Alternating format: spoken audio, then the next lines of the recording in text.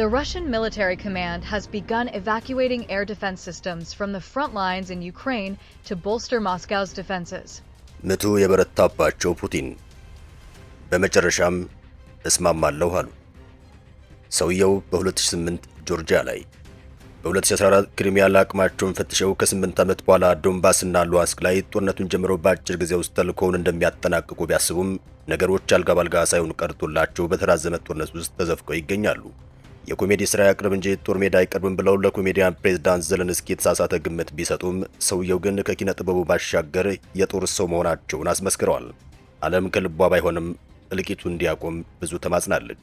በሩሲያ ተደጋጋሚ ምት ናላዋ የዞረው ዩክሬን አስተራቂም የለ እኛው እንታረቅ ስትል በተደጋጋሚ ለክሪሚና አለቆች ደብዳቤ ብትልክም ትራምፕም ዳግም ልመረጥ እንጂ በ24 ሰዓታት ውስጥ ጦርነቱን አስቆማለሁ ቢሉም የአፍሪካና የእስያ አውሮፓ ዲፕሎማቶች ለማሸማገል ቢሞክሩም የዩክሬን ጦርነት ከቶም ሊቆም አልቻለም።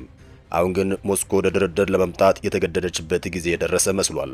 በእርግጥ ፑቲን በተደጋጋሚ እውነተኛ ተደራዳሪ ካለ ጦርነቱን እናቆማለን ሲሉ ይደመጣሉ። ይሁን እንጂ በቅርቡ ዘለንስኪ ፑቲን ሆይ በአካል ተገናኝተን እንምከር ብለው በደብዳቤ ሲጠይቋቸው መገናኘቱ ፋይዳ የለውም ሲሉ በስላቅ መልሰውላቸው ነበር። ከሰሞኑ ግን ጥቁር ዝናብ እስከምታዘንብ በዩክሬን ድሮን ምት እየደቀቀች ያለችው ሞስኮ ወደ ድርድር ለመምጣት እየተገደደች ነው ይላሉ። ኮስታራ ፑቲንም በመጨረሻ ኑ እንደራደር ማለታቸው ተሰምቷል። ይህ ለዩክሬን ትልቅ ስኬት ሆኖ ተቆጥሯል። የዩክሬን ጦርም በለስ ቀናው እየተባለ ነው። ክሪሚያ ተጨንቃለች። የማታንቀላፋዋ ሞስኮ በዩክሬን ድሮን ጭስ ፈዛለች። የፑቲን የመልስ ምት አሁንም እየተጠበቀ ነው። ሰላም ጤና ይስጥልን የተከበራችሁ ውድ ቤተሰቦቻችን፣ የፑቲን የንታረቅ ዜናና የጦርነቱን ዕጣ ፋንታ በጥልቅ እንዳስሳለን። አብራችሁ እንድትቆዩም በአክብሮት ተጋብዛችኋል። ካንጋሮ ሪል ስቴት በወለል አንድ ቤት ብቻ የሆኑ G+4 አፓርትመንት ከቦሌ በ5 ደቂቃ ርቀት በምትገኘው ቦሌ ቡልቡላ አቀረበ። ግንባታቸው 70% የደረሰና በአንድ ዓመት የሚረከቧቸውን ባለ 2 መኝታ 107 ካሬ 4 ሚሊዮን 30% ቅድመ ክፍያና በ13.6 ሚሊዮን ብር ሙሉ ክፍያ እንዲሁም ባለ 3 መኝታ 130 ካሬ 4.7 ሚሊዮን 30% ቅድመ ክፍያና በ15.6 ሚሊዮን እስከ 16.3 ሚሊዮን ብር ሙሉ ክፍያ የራሱ ያድርጉ። ካንጋሮ ሪል ስቴት ለ50 ዓመታት በስኬታማ የቢዝነስ እንቅስቃሴዎች የሚታወቀው ግዙፍ የካንጋሮ ኢንዱስትሪያልስ እህት ኩባንያ ነው። ለበለጠ መረጃ 0964 25 29 ይደውሉ። Обстоятельства требуют от нас решительных и незамедлительных действий. Народная Республика Донбасс обратилась የፑቲን የንታረቅ ጥሪና የዩክሬን ጥቃት ማየል። ብዙዎች ጦርነት መቼ እንደሚጀመር እንጂ መቼ እንደሚያልቅ አይታወቅም ይላሉ። ዓለም እያጋጠማት ላለው የኢኮኖሚ መንገዳገድ ዋነኛ መውጫ መንገድ የጦርነት መቋጨት ቢሆንም መቼ ነው የሚለው ግን ዛሬ መልስ የለውም።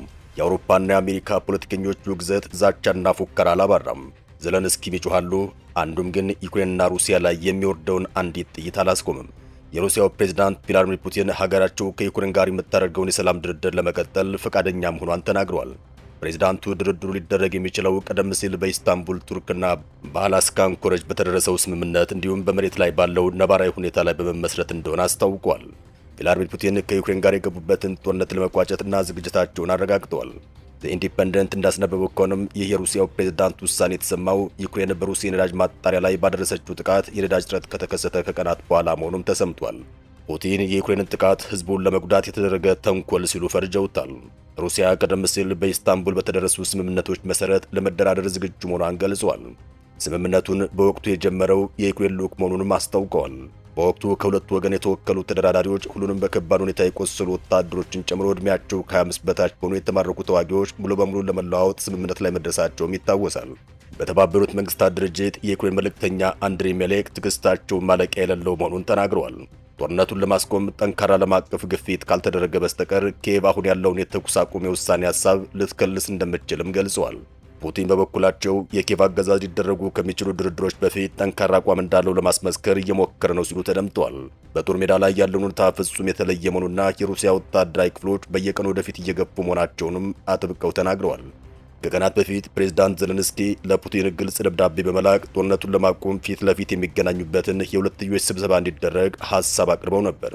ዘለንስኪ ፑቲን በፈረንሳይ በሚካሄደው የቡድን 7 አባል ሀገራት ጉባኤ ላይ ለመገኘት ሐሳብ አቅርበው ነበር። ነገር ግን በወቅቱ ሩሲያ ለመነጋገር ዝግጁ አልነበረችምና ውይይቱ ሳይደረግ ቀርቷል። የአሜሪካው ፕሬዝዳንት ዶናልድ ትራምፕ በዩክሬንና በሩሲያ መሪዎች መካከል የሁለትዮሽ ስብሰባ እንዲደረግ የሚለውን ሐሳብ ደግፈውታል። በፈረንጆቹ 22 በቱርክ ኢስታንቡል ከተማ ተጀምሮ የነበረው ድርድር ዩክሬን የኔቶ አባል የመሆን እቅዷን እንድትተው ብሎም የጦር ኃይሏን መጠን እንድትቀንስ በምላሹ የደህንነት ዋስትና እንድታገኝ የሚያስችል ረቂቅ ስምምነት ይዞ የነበረ ቢሆንም ሳይሳካ መቅረቱ ይታወሳል። በሌላ በኩል የአንኮሬጅ ውይይት ተብሎ የተጠቀሰው በሩሲያና በአሜሪካ መካከል የተደረጉና ሞስኮ በቁጥጥሯ ስር ስላደረገቻቸው ግዛቶች እውቅና የሚመለከተው የሰላም እቅድ ውይይቶችን ፍንጭ ያዘ ነበር። ሆኖም የዩክሬን ወገን እስካሁን ባለው አቋም ማንኛውም የግዛት ስምምነት ውድቅ ያደረገ ሲሆን የሰላም ውይይቱን የአገሪቱን የግዛት አንድነት በጠበቅና የሩሲያ ጦርም ሙሉ በሙሉ በወጣበት ሁኔታ ላይ ብቻ መመስረት እንዳለበት ማሳወቁም ለድርድሩ እንቅፋት ነው ተብሎ ሲነገር ቆይቷል። የሩሲያው ፕሬዝዳንት ቭላዲሚር ፑቲን የዩክሬን አየር ላይ ጥቃት እያየለ መምጣቱን ያመኑ ሲሆን የሩሲያ የመከላከያ ኃይል ከግንባር መስመር በስተጀርባ ጥልቅ በሆኑ ሉዓላዊ ግዛቶች ላይ ያነጣጠረ ከፍተኛ የዩክሬን ድሮኖች ማዕበል እየገጠመ መሆኑን ይፋ አድርገዋል። ፕሬዝዳንት ፑቲን ቀጣይነት ያለው የዩክሬን ድሮኖች ፍሰት ዓላማዊ የጦር ስምሪት መረቦችን ለማስተጓጎል የክሪሚያ ልሳነ ምድርን ጨምሮ በሩሲያ ደህንነት ቀጠናዎች ላይ ጥቃት መፈጸም መሆኑን አስታውቀዋል። የጥቃቶቹ መጠንና ድግግሞች ከጊዜ ወደ ጊዜ እየጨመረ መምጣቱን ተከትሎም በክሪሚያ የሚገኙ የሩሲያ ባለስልጣናት እስካሁን ከተወሰዱት ሁሉ እጅግ ጥብቅ የሆኑ የደህንነት እርምጃዎችን ለመጫን ተገደዋል። በዚህ ምክንያት የተወሰኑ የልሳነ ምድሩ አካባቢዎች ከፍተኛ የደህንነት ክትትልና የሰዓት እላፊ ገደብ ተጥሎባቸዋል ነው የተባለው። ዩክሬን ከዋና የጦር ግንባር ርቀው በሚገኙ መሰረተ ልማቶች ላይ የምታካሄዱን የረጅም ርቀት የድሮን ዘመቻ በከፍተኛ ሁኔታ ማስፋፋቷ ይታወቃል። የታዛቢዎች አስተያየት እንደሚያመላክተው የፕሬዝዳንት ፑቲን የቅርብ ጊዜ መግለጫ የዩክሬንን የጥልቅ ድሮን ዘመቻ በሩሲያ ላይ እያሳደረ ያለውን ከፍተኛ ተጽዕኖ የሞስኮ መንግስት በይፋ ካመነባቸው ጥቂትና አስገራሚ አጋጣሚዎች መካከል አንዱ ሆኖ ተመዝግቧል። በሩሲያ ይዞታ ስር በምትገኘው ክሪሚያ በክሬምሊን የተመረጡ መሪዎች የነዳጅ እጥረት ስለገጠማቸው ለህዝብ እንዳይሸጥ ከልክለዋልም ነው የተባለው። ኪየቭ በሞስኮና በሴንት ፒተርስበርግ በሚገኙ ነዳጅ ማጣሪያዎች ላይ በተከታታይ ጥቃት ማድረሷ ይታወሳል። የሩሲያ ወታደሮች ከደቡብ አቅጣጫ ተነስተው ኮንስታንቲኖቭካ ከተማ አቅራቢያ ታይተዋል። ሞስኮ ጦሯ በደቡባዊ ምዕራብ በኩል በፍጥነት እየገሰገሰ እንደሆነና የዩክሬን ወታደሮች እንደከበበ ማስታውቃለች። የኪየቭ 19ኛ ክፍለ ጦር አዛዥ ብርጋዴር ጄኔራል ኦሌክሳንደር ባኩሊን ይህንን አስተባብለዋል። ሁኔታው በቁጥጥራችን ስር ይገኛል፣ ጠላት አልተሳካለትም ሲሉ አስተባብለዋል።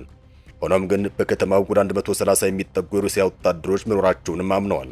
የሩሲያ መከላከያ ሚኒስቴር ከሰሞኑ ባወጣው መግለጫው በከተማዋ ምዕራባዊ ክፍል ያሉ መንደሮች መቆጣጠሩን አስታውቋል። እንዲህ ያሉ መግለጫዎችን በማውጣት ዩክሬን በሞስኮ ነዳጅ ማጣሪያዎች ላይ እያደረሰች ያለውን ጥቃት ለመሸፋፈን ይሞክራልም ነው የተባለው። የዩክሬን ልዩ ኦፕሬሽን ኃይሎች በሩሲያ ቁጥጥር ስር በሚገኘው ግዛት ውስጥ የሚገኘውን ወሳኝ የባቡር መስመር ድልድይ ማውደማቸውን የሚያሳይ ተንቀሳቃሽ ምስልና መግለጫን ይፋ ማድረጋቸውንም አስታውቋል። ኦፕሬሽኑም ከሀገር ውስጥ የደፈጣ ተዋጊ ንቅናቄዎች ጋር በመቀናጀት የተከናወነ እንደሆነም ተገልጿል። ጥቃት የተፈጸመበትና በሮዝዶኔግ መንደር አቅራቢያ የሚገኘው ይህ ባቡር ድልድይ የሰሜን ክሪሚያ ካናልን የሚያቋርጥ የሩሲያ ጦር መሳሪያዎችን፣ ነዳጅና ሌሎች ወታደራዊ ቁሶችን ከዋናው የሩሲያ ምድር ወደ ደቡባዊ ጦር ግንባር ለማጓጓዝ የሚጠቀሙበት ዋነኛ የሎጂስቲክ መስመር እንደሆነም ታውቋል።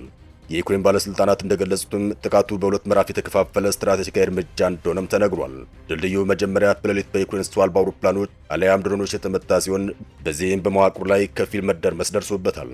በማግስቱ ጠዋት የሩሲያ ባለስልጣናት የጥገና ባቡሮችን፣ የኢንጂነሪንግ ባለሙያዎችን ወደ ስፍራው ባሰማሩበት ወቅትም የዩክሬን ኃይሎች ሁለተኛውን የድሮን ጥቃት መሰንዘራቸውም ታውቋል።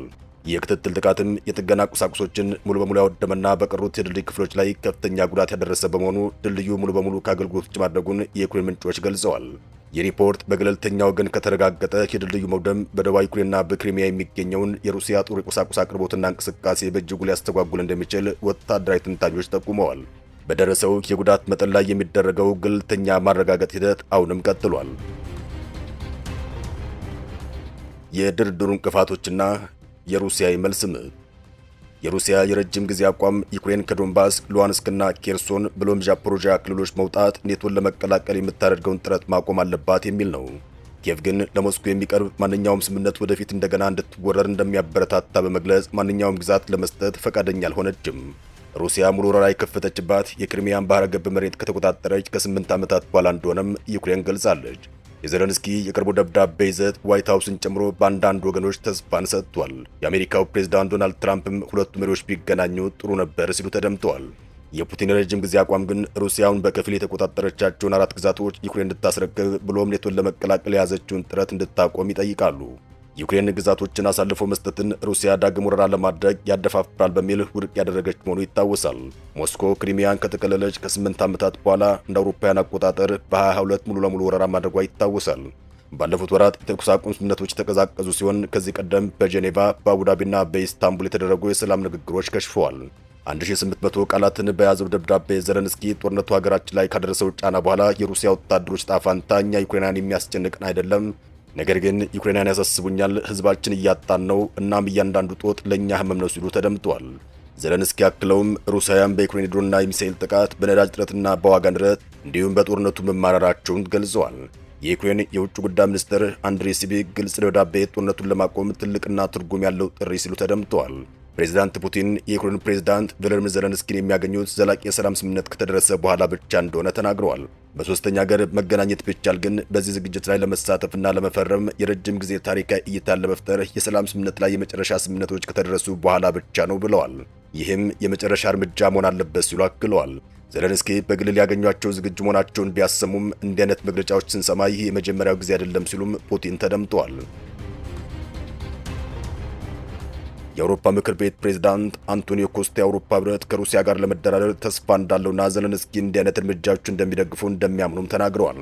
በፋይናንሻል ታይምስ በተሰጠ የኮስታ ንግግር መሰረት የአውሮፓ ህብረት መሪዎች ይህን ለማድረግ ትክክለኛው ጊዜ ሲመጣ ከሩሲያ ጋር በብቃት ለመወያየት ምን እንደሚያስፈልገን እየተማከሩ እንደሆነም ጠቅሰዋል። በአሜሪካ በተመራው የተኩስ አቁም ስምምነት መሰረት ኪየቭና ሞስኮ 1000 እስረኞችን ለመለዋወጥ ተስማምተዋል የተባለው ፑቲን ቅዳሜ ዕለት ሩሲያ ስለ ልውውጡ ምንም አይነት መረጃ ከዩክሬን በኩል እስካሁን እንዳልሰማች ተናግረዋል። በሁለት አስርት ዓመታት ውስጥ ለመጀመሪያ ጊዜ በቀዩ አደባባይ ሰልፍ ላይ ምንም አይነት ወታደራዊ መሳሪያ ያልታየ ሲሆን ክሬምሊን በተለምዶ የሩሲያን ወታደራዊ ኃይል ለዓለም አቀፍ መድረክ የምታሳይበት ሰልፍ እንደሆነ ይታወቃል።